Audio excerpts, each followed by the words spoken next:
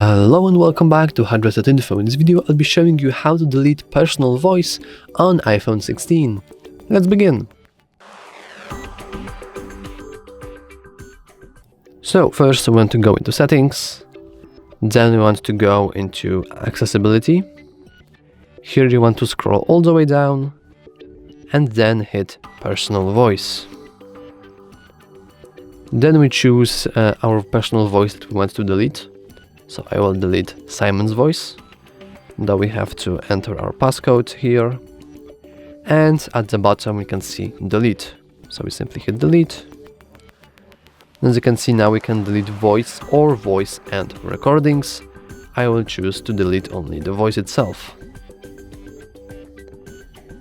And as you can see now, the voice is deleted, though the space is still there. And we still have to record the new phrases.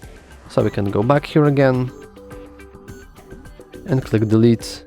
And now we want to delete the recordings too. As you can see now, our personal voice is completely gone.